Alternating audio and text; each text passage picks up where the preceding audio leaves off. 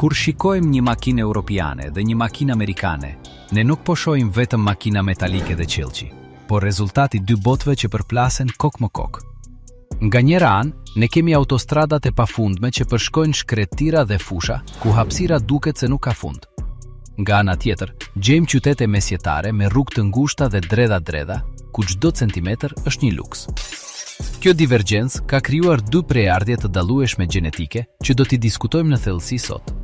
Prandaj sot do t'i përgjigjemi pyetjes se pse makinat europiane dhe amerikane janë kaq të ndryshme. Dhe kjo nuk është e gjitha.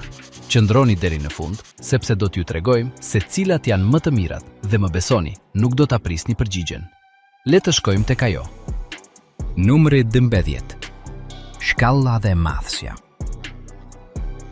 Dalimi më i dukshëm në shikim të parë kur krahasojmë automjetet e të dy kontinenteve është padyshim vëllimi i tyre fizik. Kjo mospërputhje nuk është aksidentale ose kapricioze, por i përgjigjet një nevoje adaptive pothuajse biologjike. Në Shtetet e Bashkuara të Amerikës, infrastruktura u projektua dhe u zgjerua shumë pas shpikjes së automobilit. Kjo lejoi që rrugët, parkingjet dhe autostradat të ndërtoheshin nëpër masa bujare. Rezultati është kulti i gjigantizmit. Për një shofer amerikan, një makinë e madhe nuk është vetëm çështje statusi, por komoditeti dhe siguria e perceptuar. Kamionçinat me madhësi të plot dhe SUV me 3 rreshta janë standarde sepse mjedisi e lejon. Hapësira e brendshme trajtohet si një zgjatim i dhomës së ndenjes së një shtëpie, me ndenjëse të gjera, konsola qendrore masive dhe një liri lëvizje që vështirë se gjendet në tregje të tjera.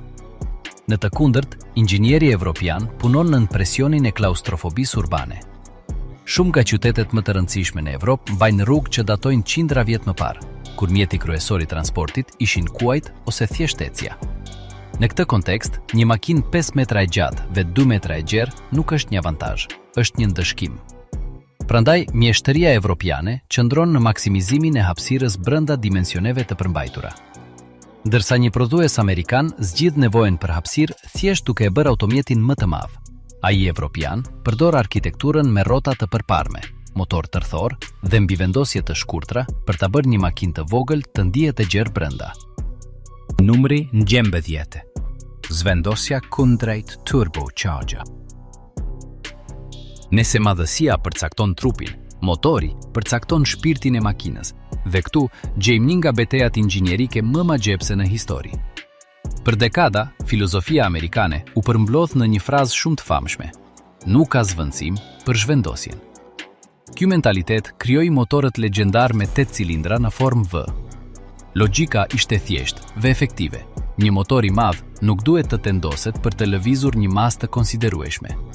Duke pasur shumë zhvendosje, motori gjeneron çift rrotullues masiv nga rrotullime shumë të ulta, duke lejuar për shpejtim të qetë dhe qëndrueshmëri mekanike legjendare.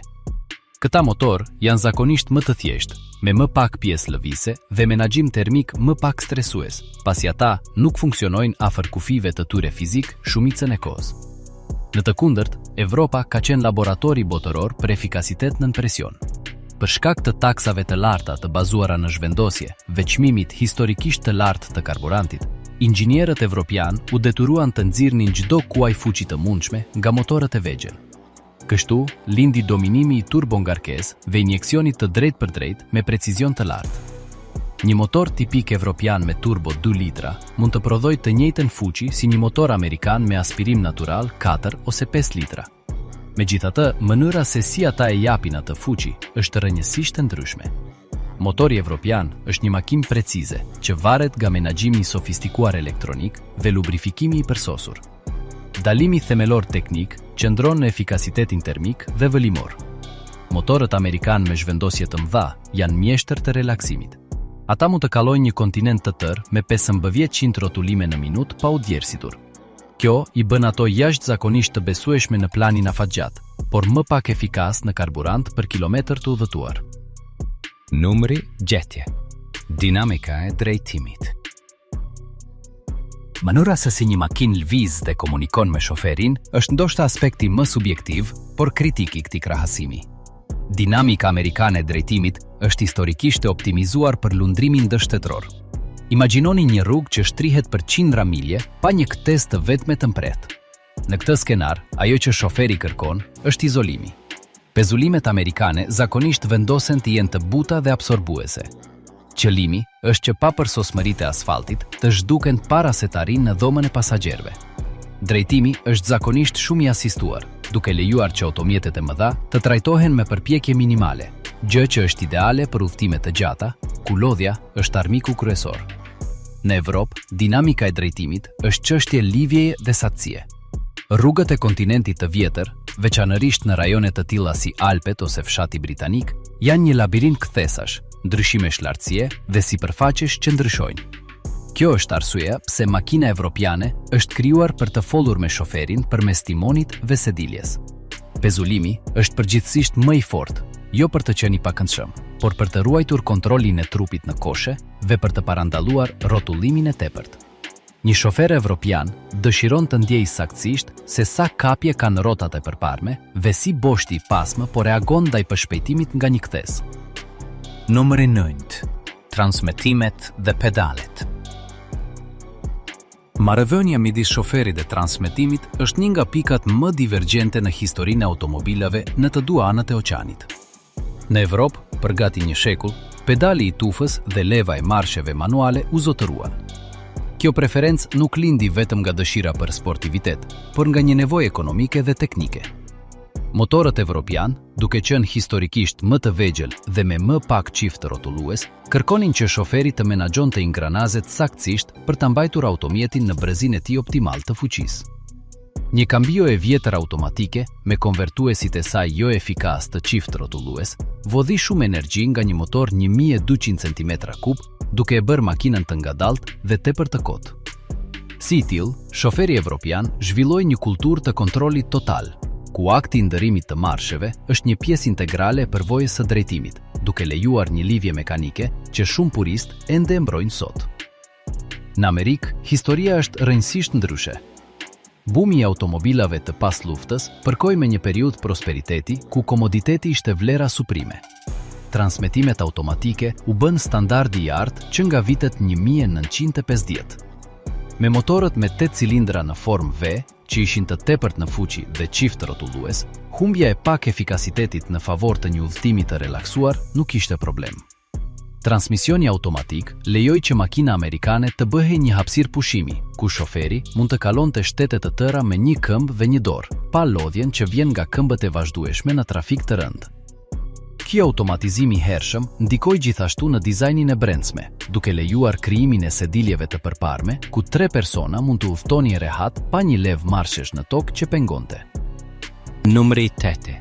Dizajni i brendshëm dhe ergonomia. Kur hapni derën e një makine dhe u leni në kabinë, perceptoni menjëherë filozofinë e dizajnit që qeveris çdo kontinent. Brendësia e një makine europiane shpesh krahasohet me kabinën e një avioni luftarak ose një ore me precizion të lartë. Ergonomia fokusohet ekskluzivisht te shoferi. Çdo buton, ekran ose çelës është i orientuar drejt personit pas timonit, duke kërkuar që dora të gjejë atë që kërkon, pa pasur nevojë të heqë syt ka rruga. Materialet janë zakonisht të dendura dhe me teksturë komplekse, me një përshtatje të tillë milimetrike sa duket si një pjesë vetme inxhinierike. Hapësira përdoret me efikasitet kirurgjikal, shpesh duke rezultuar në sedilje që mbajnë trupin fort, ideale për t'i bërë ballë forcave anësore në kthesa, por që mund të ndihen të ngushta për ata që kërkojnë hapësirë totale. Dizajni amerikan, nga ana tjetër, drejtohet nga koncepti i hapësirës dhe mikpritjes. Kabina e një automjeti të madh amerikan dihet më shumë si një zyrë luksoze ose një dhomë denjeje moderne. Këtu, hapësira është luksi i vërtet. Sediljet janë të gjera dhe të buta, të dizajnuara për të akomoduar njerëz me çehre të ndryshme, me rehati maksimale në udhëtimet tetorshe. Një element që duket i parëndësishëm, por përcakton ergonominë amerikane, është mbajtësja e fillçanit. Dësa në Evropë konsiderohej prej kohësh një shpërqendrim i panevojshëm, në Amerikë është një element qendror i dizajnit. Kultura e kafes dhe vakteve me makinë gjatë udhëtimeve të gjata i detyroi dizajnerët të krijonin konsola qendrore modulare me ndarje gjigante që përshtaten për gjithçka, nga një laptop deri te shishët 2 litra. Numri 7. Konsumi dhe rregulloret. Inxhinieria e një automjeti nuk kryhet në vakum, por nën presionin e vazhdueshëm të ligjeve dhe ekonomisë. Faktori më përcaktues në divergjencën e këtyre dy botëve ka qenë padyshim çmimi i karburantit dhe bara tatimore. Në Evropë, benzina ka qenë historikisht një mall luksoz, i taksuar me taksa të larta për të inkurajuar transportin publik dhe për të zvogluar varësinë e jashtme. Kjo i detyroi prodhuesit ta bënin efikasitetin fen e tyre. Çdo gram peshi kursier dhe çdo përmirësim aerodinamik përkthehet në kursime të drejtë për drejta për xhepin e konsumatorit. Kjo nxiti zhvillimin masiv të motorëve me naftë në dekadat e fundit, duke kërkuar kilometrazh maksimal për litër. Vecoi në krijimin e rregulloreve jashtëzakonisht të repta të emetimeve, që kanë detyruar industrinë europiane të udhëheqë elektrifikimin dhe reduktimin e zhvendosjes. Në Amerikë, një bollëk burimesh dhe një gjeografi që kërkonte zhvendosje masive e mbajtën çmimin e karburantit relativisht të ulët për pjesën më të madhe të shekullit 200. Pa presionin e karburantit të shtrenjtë, inxhinierët amerikan mund të përballonin të ndërtonin motor të mëdhenj dhe automjete të rënda. Rregulloret amerikane, megjithse janë bërë gjithashtu të repta, u fokusuan më shumë në sigurinë dhe kontrollin e disa gazrave ndotës sesa në konsumin e pastër të karburantit për kilometër. Kjo i lejoi prodhuesit të vazhdonin të shesin kamion dhe furgona me efikasitet karburanti në disa përjashtime ligjore, për sa kohë që ato plotësonin standardet e sigurisë që publiku amerikan vlerëson mbi gjitha. Numri 6. Ndriçimi dhe optika. Evolucioni i mënyrës se si e shohim rrugën gjatë natës ka kalluar nga të qenit një çështje lambave të thjeshta në një luftë teknologjike të softwarit dhe fizikës së grincave. Në Evropë, teknologjia e fenereve me matricë LED e ka transformuar drejtimin e natës në një përvojë inteligjente. Këto sisteme përdorin kamera të përparme që zbulojnë automjete të tjera në kohë reale, duke fikur individualisht dioda specifike për të krijuar hije rreth shoferëve të tjerë, duke mbajtur pjesën tjetër të rrugës të përmbutur me një dritë të bardhë të fuqishme. Është një vallëzim fotonesh që ju lejon të mbani dritat e larta të ndezura përgjithmonë pa verbuar askënd. Kjo saktësi i përgjigjet një gjeografie të rrugëve dytësore të ngushta, me ndriçim të dobët, ku dukshmëria periferike është çështje jete a vdekjeje. Në Shtetet e Bashkuara, perspektiva ka qenë historikisht më konservatore për shkak të rregulloreve që datojnë nga mesi i shekullit të 20-it. Ndërsa prodhuesit evropian po instalonin tashmë sisteme të avancuara adaptive një dekadë më parë, rregulloret amerikane kërkonin një dallim binar midis rrezeve të ulta dhe të larta. Kjo çoi në një vonesë të dukshme teknologjike në tregun vendas, ku fenerët fokusoheshin më shumë në fuqinë e papërpunuar dhe rrezen lineare sesa në menaxhimin inteligjent të rrezeve. Megjithatë, estetika amerikane e ka kompensuar këtë hendek me nënshkrime spektakolare të dritës që përshkojnë të gjithë gjersinë e automjetit, duke përdorur dritën jo vetëm për të parë, por si një element dizajni që identifikon markën nga milje larg. Numri 5. Ciklet jetësore dhe amorticimi. Mënyra se si një makinë humbet vlerën dhe koha që mbetet me pronarin e saj, të parë zbulon prioritetet ekonomike të secilës shoqëri. Në kontekstin amerikan, automobili shpesh shihet si një mjet pune ose një shërbim i lëvizshmërisë së rinovueshme. Tregu i qiras është jashtëzakonisht i zhvilluar, gjë që promovon cikle jetësore prej vetëm 3 ose 4 vjetësh. Për një konsumator në Kaliforni ose Teksas, ndryshimi i rregullt i automjeteve është një normë sociale dhe financiare, gjithmonë duke kërkuar të ketë teknologjinë më të fundit dhe mbrojtjen e garancisë së fabrikës. Kjo gjeneron një zhvlerësim të përshpejtuar në 24 muajt e parë, por ushqen një treg të madh dhe dinamik të dorës së dytë. Në Evropë, megjithse trendi i leasing është rritur, kultura e automjetit si një simbol statusi dhe një investim afatgjat është ende e përhapur në shumë rajone. Nuk është e pazakontë të gjesh pronar që mirëmbajnë makinën e tyre për 10 ose 15 vjet, duke u kujdesur për çdo detaj mekanik me kujdes. Për shkak të çmimeve të larta të blerjes dhe taksave të lidhura, evropianët priren të amortizojnë blerjen e tyre për shumë më gjatë. Kjo i bën prodhuesit në kontinentin e vjetër të dizajnojnë ambientet e brendshme të tyre për t'i bërë ballë kalimit të një dekade pa kërcitje plastike ose grisje tekstilesh, ndërsa disa automjete amerikane të rangut të mesëm i japin përparësi pamjes filestare mbi qëndrueshmërinë ekstreme 20 vjeçare. Numri 4. Testet e sigurisë dhe përplasjes. Siguria e automobilave është ndoshta fusha ku rregulloret diktojnë në mënyrë më agresive dizajnin përfundimtar të trupit. Megjithse qëllimi i shpëtimit të jetëve është universal, metodat për matjen e tij ndryshojnë ndjeshëm. Në Evropë, testet e përplasjes së organizatës Euroncap vendosin një tekst obsesiv në mbrojtjen e përdoruesve të cenueshëm të rrugës, si këmbësorët dhe ciklistët. Kjo i ka detyruar prodhuesit të projektojnë kapucë që ngrihen automatikisht në rast goditjeje dhe parakolp me struktura të deformueshme që minimizojnë dëmtimin e këmbëve të një kalimtari. Makina europiane është në thelb një objekt i krijuar për të qenë sa më i butë kundër një ndikimi të jashtëm. Në Shtetet e Bashkuara, standardet e Administratës Kombëtare të Sigurisë së Trafikut të Autostradës dhe Institutit të Sigurimeve për Sigurinë në Autostradë fokusohen më shumë në mbijetesën e pasagerëve brenda ndarjeve masive të pasagerëve gjatë përplasjeve me shpejtësi të lartë.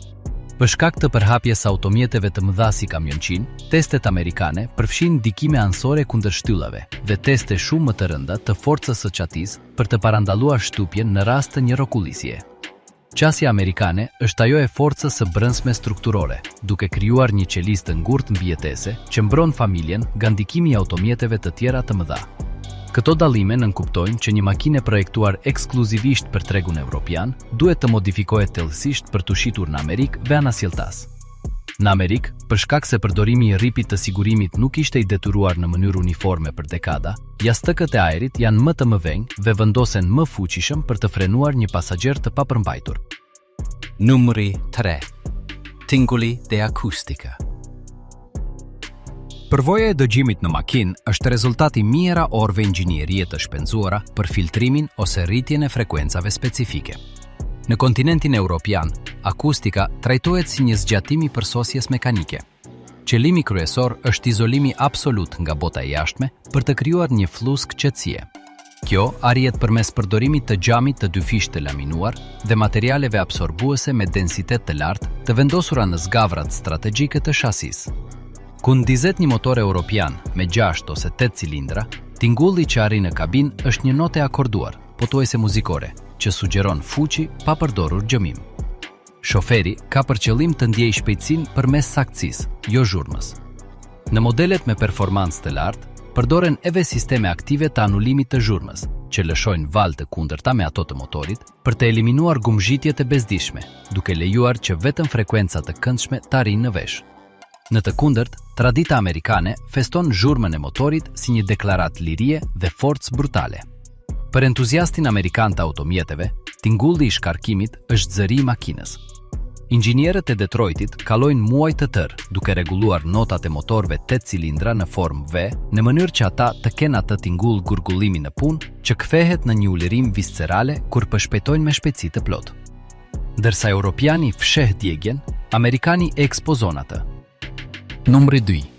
Mirëmbajtja dhe aksesueshmëria. Filozofia e dizajnit se si duhet riparuar një automjet shënon një hendek brezash midis dy tregjeve. Në Shtetet e Bashkuara, koncepti bëje vet mbetet një shtyllë themelore e kulturës automobilistike. Shumë automjete amerikane janë projektuar me hapësira të bollshme motori që lejojnë aksesi në kandela, filtra dhe rripa me vegla bazë dore që çdo kush mund të ketë në garazhin e tyre. Ekziston një qëllim i qëllimshëm për ta bërë jetën më të lehtë për pronarin ose mekanikun e përgjithshëm të fshatit. Komponentët janë zakonisht të mëdhenj dhe të fortë, gjë që lejon që riparimet të jenë logjike dhe të drejtë për drejta. Kjo akses redukton kostot afatgjata të pronësisë, pasi trajnimi i specializuar në sisteme komplekse kompjuterike nuk kërkohet për të kryer detyrat më të zakonshme të mirëmbajtjes. Përkundrazi, inxhinieria evropiane ka lvizur drejt integrimit ekstrem, ku çdo milimetër katror përdoret mirë.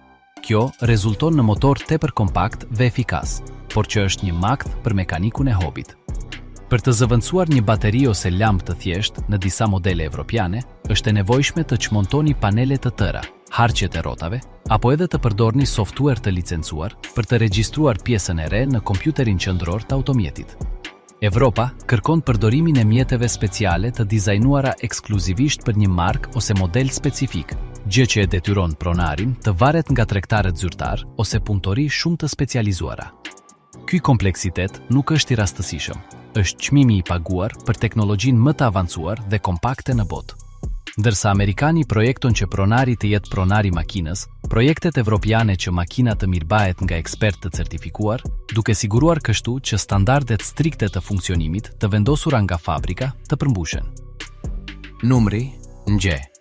Menahimi termik dhe ftuja. Menahimi i temperaturës është faktori më i madh që përcakton jetëgjatësinë e një motori modern. Dhe këtu, dy filozofit përplasen me rezultate drastike. Motorët amerikan janë projektuar për të funksionuar në një gamë më konservatore të temperaturës dhe me sisteme ftojeje të mëdha. Në një vend me klimë ekstreme, si shkretirat e Arizonës ose dimrat e Alaskës, motori duhet të jetë në gjendje të tërheqë ngarkesa të rënda në një diell përvolues pa u djersitur. Radiatorët janë masiv dhe komponentët e sistemit të ftojes, si pompat e ujit, shpesh janë prej metali dhe të dizajnuara për të dështuar në mënyrë të parashikueshme. Kjo lejon motorin të mbjetoj kushteve të abuzimit që do të shkatronin makinat e tjera, duke ruajtur stabilitetin termik që mbron guarnicionet dhe vullat e gomës për qindra mijëra milje. Inxhinieria evropiane, e fiksuar pas efikasiteti termik për të reduktuar emetimet, i bën motorët e saj të funksionojnë në temperatura shumë më të larta. Një motor evropian funksionon në kufirin e sipërm të asaj që materialet mund të përballojnë për të siguruar që djegjia të jetë sa më e plotë dhe e pastër. Për të menaxhuar këtë nxehtësi ekstreme në hapësira kaq të ngushta, ata përdorin plastika inxhinierike të avancuara dhe sisteme ftojeje aktive me qarqe të shumta të pavarura.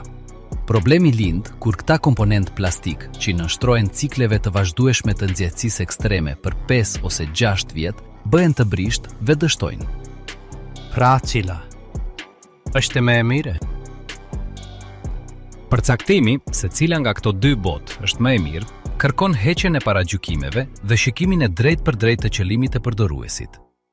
Nëse jeni duke kërkuar për një automjet që ndihet si një zgjatimi i sistemit tuaj nervor, ku saktësia e drejtimit, sofistikimi i kabinës dhe efikasiteti nga çdo pikë karburanti janë prioriteti, Evropa është e pakrahasueshme.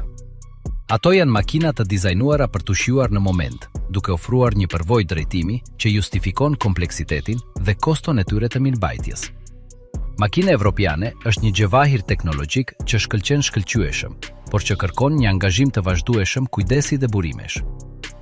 Nga ana tjetër, nëse prioriteti juaj është qetësia afatgjat, aftësia për të përballuar çdo ngjarje të paparashikuar me thjeshtësi dhe siguria se investimi juaj do të vazhdojë të funksionojë pas dekadash përdorimi, inxhinieria amerikane është përgjigja.